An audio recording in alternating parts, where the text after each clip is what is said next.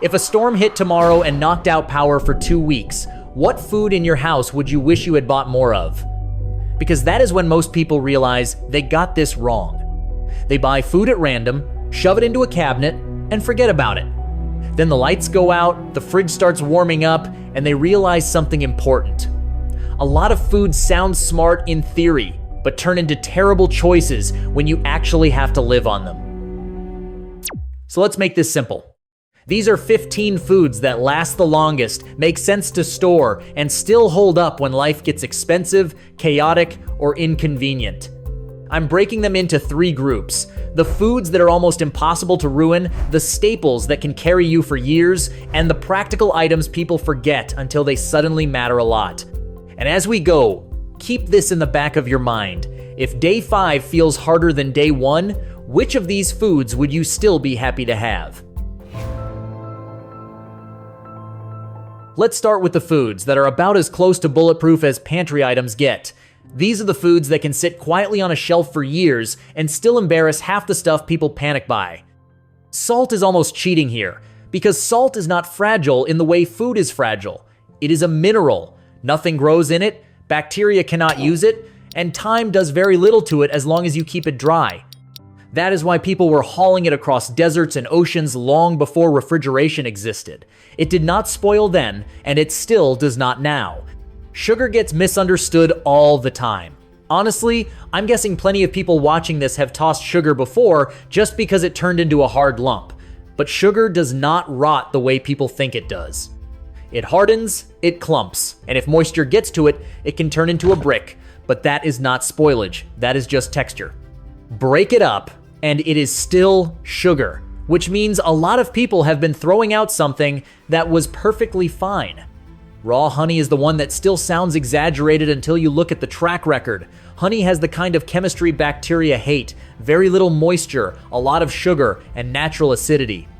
That is why stories about edible honey being found in ancient tombs still blow people's minds. And if something can last that long, it earns its place in a serious pantry. If honey turns grainy, that is not a warning sign. It is just crystallization, and a little gentle heat brings it right back. Vinegar is less glamorous, but it earns its place fast once you start thinking beyond shelf life. It lasts a very long time, holds up well, and stays useful in more than one role. It adds flavor when meals start getting repetitive, helps preserve other foods, and keeps reminding you that the most useful pantry items are usually not the flashy ones. So this first group gives you the tough, low-maintenance base. But of course, no one is living on salt, sugar, honey, and vinegar. The next category is where your pantry starts turning into real food security. This is where a lot of pantries fall apart. People stock food, but they do not stock meals. A shelf can look full and still become useless fast if everything takes too much time, too much fuel, or too much effort to turn into something you actually want to eat. What matters here is not just shelf life. It is whether the food still works when life gets messy. White rice earns its place immediately. It is cheap, filling, dependable, and easy to build around. The key detail is simple. White rice stores well for the long haul, while brown rice does not. Brown rice contains more natural oils, so it goes bad much faster. For storage, white rice is the clear winner. Beans and lentils turn stored calories into actual staying power. Rice gives you bulk. Beans and lentils bring protein, but they do not ask the same thing from you. Dry beans last well, but older ones can take forever to cook. Lentils are faster, easier, and far less demanding on fuel. When resources are limited, that difference stops being small. Oats belong here because they make hard mornings easier. They are warm, filling, cheap, and almost effortless.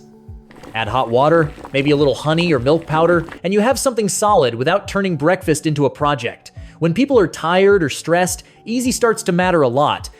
Pasta earns its spot for a different reason. It still feels like real food.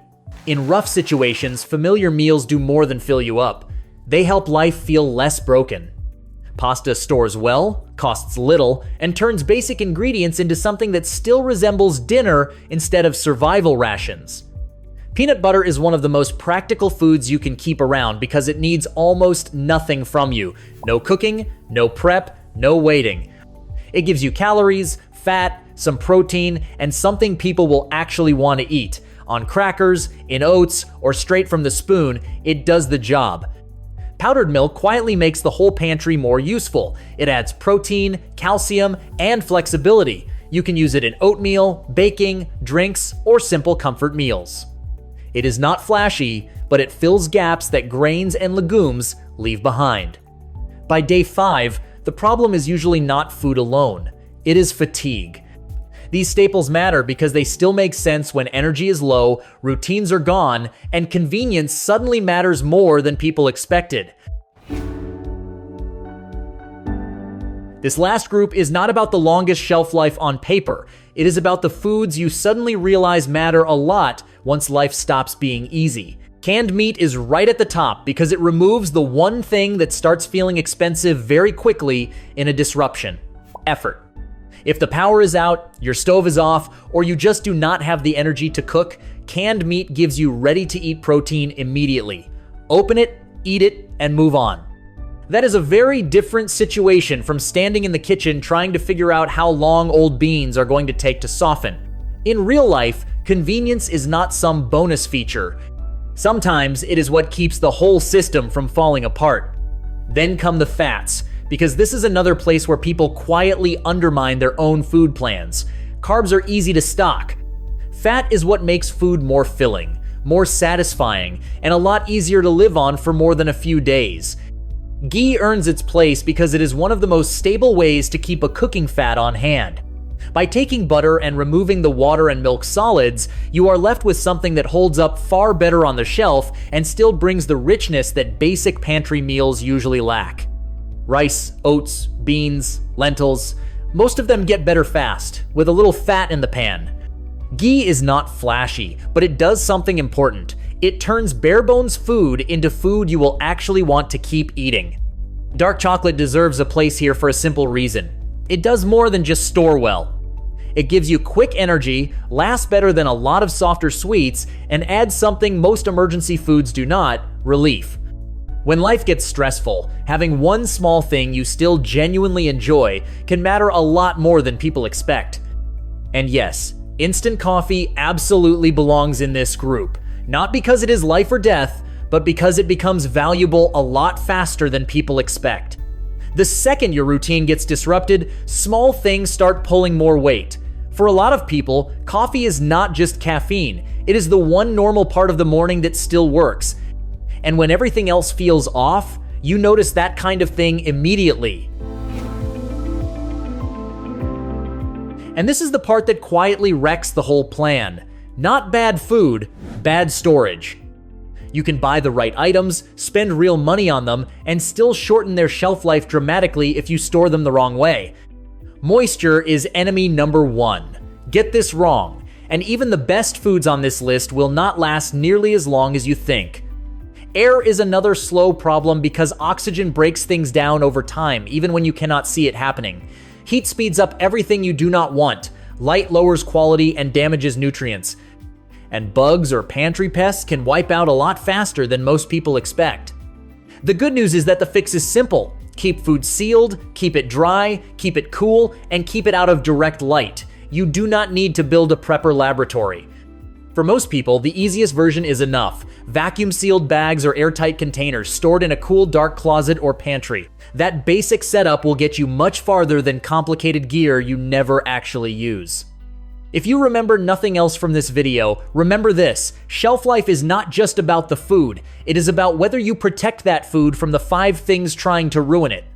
So the real takeaway is simple. Being better prepared does not mean building some giant stockpile or stuffing your shelves with random cans. It means having food that lasts, food you will actually eat, and a pantry that still works when life stops being easy. Because that is the real test. Not whether your kitchen looks full on a normal day, but whether it still makes sense on a hard one. So take a look at your pantry and ask yourself this: if things got inconvenient tomorrow, would the food you have actually carry you through? Let me know in the comments which item on this list you already keep stocked, and which one you think people underestimate the most. And if you like practical videos like this, where ordinary things turn out to matter a lot more than people think, Hit like, subscribe, and I'll see you in the next one.